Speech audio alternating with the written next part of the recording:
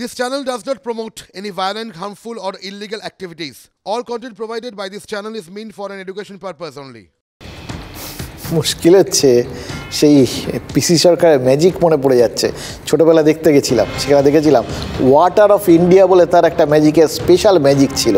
সে একটা ঘটির থেকে জল ঢালতেন, ওয়াটার অফ ইন্ডিয়া পড়েই যেত, ঘটিটা খালি হয়ে গেল মনে হচ্ছে, আবার সোজা করে নিয়ে আবার ঢালেন, আবার জল পড়তে শুরু করছে। এইরকমই মনে হচ্ছে এক্ষেত্রেও, জানেন তো কত ভুল শোধরাবে বলুন তো তৃণমূল। একটার পর একটা তারা ভুল শোধরানোর জন্য বলছেন, স্বীকার করছেন, ব্যবস্থা নিচ্ছেন বলছেন, অথবা অস্বীকার করছেন। যাই হোক, কিছু তো একটা করছেন, কিন্তু আবার নতুন একটা জিনিস বেরিয়ে আসছে। এই ক্ষেত্রগুলোতে বললেন, কাউন্সিলরের ক্ষেত্রে বললেন, বিধায়কের ক্ষেত্রে বললেন, ফিরহাদ হাকিম বললেন, জাকির হোসেন বললেন। তারপরেও দেখুন নতুন জিনিস সঙ্গে সঙ্গে আরেকটা চলে এলো। এই দুটো ধরে নিলাম সাম্প্রতিককালের একটা ভুল শোধরানো বা ভুল স্বীকার হলো। তারপরেই তো আরেকটা নতুন জিনিস বেরোলো। মালদার তৃণমূল সভাপতি, মানে জেলা সভাপতি আর কি, তিনি রহিম বক্সি, তিনি বললেন কি মেয়েরে বিরোধীদের হাত পা ভেঙে দেবেন। হুমকি একদম পরিষ্কার, বা নিদানও বলতে পারেন, মানে বিরোধীদের সমাজচ্যুত করার প্রেসক্রিপশানে একদম পুরো সই করে দিয়েছেন। এবার রহিম বক্সির কথা ঠিক না ভুল যদি মনে করে যে এটা ভুল, তাহলে এবার তার হয়ে ভুল স্বীকার কে করবেন? বিজেপির এই বড় নরখাদক আর কিছু দালাল বসেছে পশ্চিমবঙ্গের বুকে, যারা টিভিতে মুখ দেখায় বিরোধী দল হিসাবে।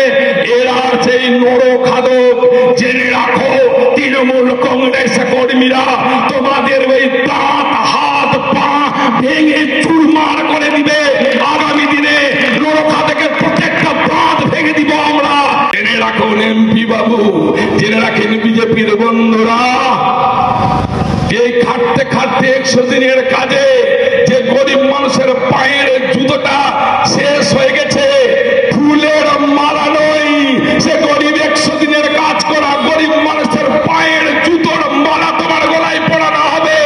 বেশ ফ্লোতে বললেন, একদম বিজেপি সাংসদ কর্মী সবার দাঁত নখ হাত সব কিছু ভেঙে দিতে বললেন। মানে এতটা খাটনির কাজ তো, দাঁত ভাঙা, হাত ভাঙা, নখ ঠোক উপড়ানো, এই সমস্ত খাটনির কাজ। তারপর এত খাটনির নিদান দেওয়ার পরেও রহিম বক্সি কিন্তু বিশ্রাম নেননি। মঞ্চর থেকে নেমে যখন বাইকে সওয়ার, তখন তার নিশানায় আবার আরেকটু ওপরে। এতক্ষণ বিজেপি ছিল, এবার কংগ্রেস। রাহুল গান্ধীর নাটক করতে আসছে। সে এখানে ভোটকে ভাগ করে দিয়ে বিজেপির সুবিধা করে দেওয়ার জন্য বিজেপির এজেন্ট হিসেবে এখানে আসছে। মানে রাহুল গান্ধীর বিরুদ্ধে যখন তার এতটা রাগ, এবং তিনি ধরেই নিচ্ছেন যে আসলে রাহুল গান্ধী বিজেপির সুবিধা করে দিতে আসছেন, এবার বিজেপি কর্মী নেতাদের জন্য তার দাওয়াই তো আগেই শুনে নিয়েছি। তাহলে রাহুলের ক্ষেত্রে কি হবে ভাবুন তো। সেই জোট যদি বাংলায় টিকুক চাই না টিকুক, খাতায় কলমে যতই এখনও মমতা বন্দ্যোপাধ্যায় ইন্ডিয়া জোটে থাকুন, তার জন্যে ওই তৃণমূলের নেতারই যা চিন্তাভাবনা, প্ল্যান বি সি কোনটা যে তৈরি আছে, সেটা বুঝে উঠতে পারছি না, জানেন তো। তবে কংগ্রেসের সাথে দূরত্ব বজায় রাখলেও নীতিশ কুমারের মতো জোট ভাঙার কোনো বার্তা, মানে এই নেতা টেতা সবারই মানসিকতা তো দেখছেন। মমতা বন্দ্যোপাধ্যায়ের বিরাট যে একটা পজিটিভ ভাবনা রয়েছে এই জোট নিয়ে, সেটাও তো মনে হচ্ছে না। কিন্তু তাও এখন পর্যন্ত ওই জোটের পরোয়া করছেন না। জোট নিয়ে বলেছেন ভোটের পরে ভাববেন, কিন্তু জোট যে ছেড়ে দিচ্ছেন সেটাও বলেননি। হয়তো সেই জন্যই জয়রাম রমেশের মতো কংগ্রেস নেতারা আশা করছেন যে অ্যাটলিস্ট বাংলায় রাহুলের ওই ন্যায় যাত্রায় কোনো অন্যায় হবে না, অমঙ্গল হবে না, কর্মসূচি বদলাবে না।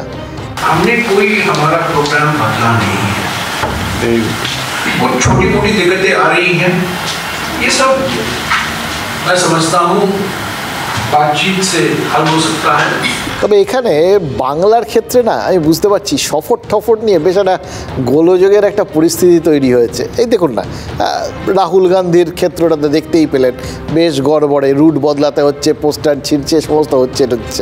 এর মধ্যেই বাংলায় আসার কথা ছিল অমিত শাহের, সোমবার আসছেন না। সম্ভবত বিহার সরকার নিয়ে যে নাটকীয় পরিস্থিতি তৈরি হয়েছে, সেই জন্যই কেন্দ্রীয় স্বরাষ্ট্রমন্ত্রীর আপাতত এই রাজ্যে আসাটা বাতিল হয়েছে আর কি। এবার এই রকম যদি সব সফরগুলো নিয়ে গণ্ডগোল ঠণ্ডগোল চলে তখন মনে হতেই পারে সফরে ভদ্রা আমাদের রাজ্যে, কিন্তু একটা সফর নিয়ে ভদ্রা নেই। উত্তরবঙ্গে এখন অবধি যা জানা যাচ্ছে মমতা বন্দ্যোপাধ্যায় যাচ্ছেন, এবং তার থেকেও বড় কথা ওই একটা সফরের জন্য ওখানকার মানুষজন মানে আগের থেকেই সুফল পেতে শুরু করে দিয়েছেন, এফেক্ট হতে শুরু করেছে।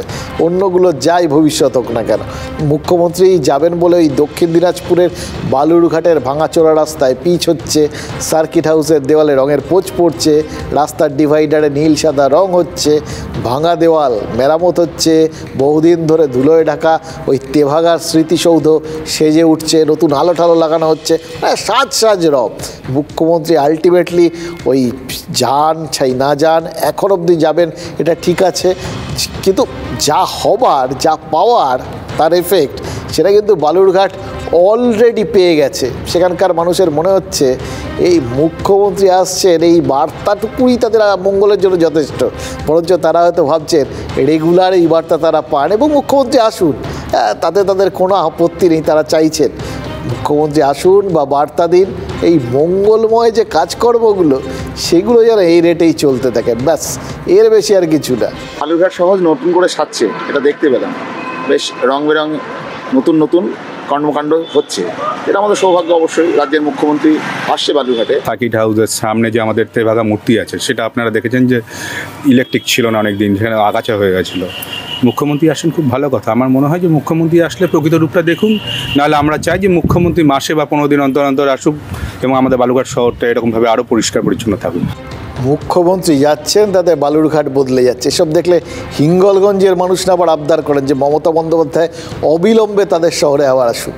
হিঙ্গলগঞ্জের স্যান্ডেল বিলে জলের কল আছে কিন্তু জল নেই, জলের দাবিতে প্ল্যাকার্ড হাতে বিক্ষোভ দেখিয়েছেন গ্রামের মহিলা, কিন্তু বিক্ষোভে কোনো ফলই হয়নি, জলই আসেনি। এবার জলের জন্য স্যান্ডেল বিলে মমতা বন্দ্যোপাধ্যায়কে যেতে হবে না, কারণ তিনি গেলেই নাকি জলের প্রচুর প্রাচুর্য দেখা যায়। এখানে বছর 4 আগে জলের কল বসানো হচ্ছে, কিন্তু 4টে বছরেও সেই কল থেকে জল পড়েনি। অথচ দেখুন বর্ধমান শহরে মুখ্যমন্ত্রীর সভার পর দেখা গেছে জলের প্রচুর পাউচ মাঠের এদিক ওদিক পড়ে নষ্ট হচ্ছে। এক জায়গায় পানীয় জল নষ্ট হচ্ছে, আরেক জায়গায় কল থাকলেও জল পড়ছে না। তফাৎ ওই একটাই, মুখ্যমন্ত্রীর যাওয়া আর না যাওয়া। এই কলের থেকে এক ফোঁটাও জল পড়ছে না, আমাদের 2 মাইল রাস্তা ডিমিয়ে জল আনতে হয়। এখন চাইছি যাতে জল তাড়াতাড়ি আসে, কি জলের নিকাশি যাতে ভালো করে হয়, তার জন্য আমরা আপনাদের কাছে এই আবেদনটা করছি। আমাদের মতন বয়স্ক লোক আমরা জল এনে খাতে পারি, তাও আমাদের জল এনে খাতে হচ্ছে। ট্যাপের জলও নেই, সব জায়গায় আমাদের জানানো হয়ে গেছে, বিডিও অফিস অঞ্চল সব জায়গায় আমাদের জানানো হয়ে গেছে, আমাদের কোনো খুব কষ্ট। পানীয় জল যাতে পায় মানুষ, তার জন্য 5 তারিখে আমরা টেন্ডার করেছি, আগামী 19-20 তারিখের মধ্যে ওখানে টিউবওয়েলের বসানো হবে এবং জলের ব্যবস্থা খুব তাড়াতাড়ি হয়ে যায়। তো মুশকিল হচ্ছে দেখুন নেতারা না সব ওই একটা বিষয়ের ওপর ডিপেন্ড করে থাকেন, সব কিছুই তো একটা জিনিসের জন্য করেন, ভোট। এবার সেক্ষেত্রেও তারা কিন্তু অকারণে শক্তি ক্ষয় করেন না। যেখানে তারা দেখেছেন যে শুধু 4 বছর কলটা বসিয়ে দিয়ে হয়ে গেছে, জল আসেনি, তাতেই ভোটে জেতা কমপ্লিট হয়ে গেছে, তারা কোন দুঃখে এই সমস্ত আবেদন নিবেদন এই সমস্ত কিছুতে মাথা ঘাটাবেন? যখন বুঝবেন যে না এটার জন্য ভোটের ক্ষেত্রে কোনো প্রবলেম হতে পারে, তখন মন্ত্রীও যাবেন, মুখ্যমন্ত্রীও যাবেন, আর কল দিলে হয়তো জলও পড়বে। সমস্যাটা একবারে মিটিয়ে দিলে তো নেতাদের নোটে গাছটা মুড়িয়েই যাবে। এটা জানেন বলেই হয়তো স্বাধীনতার এত বছর পরেও স্যান্ডবিলের মানুষের অতি সাধারণ এই পানীয় জলের দাবিটা হবে, কল বসানো হচ্ছে, এই অবধি গিয়ে আটকে আছে, জল আর পড়ছে না।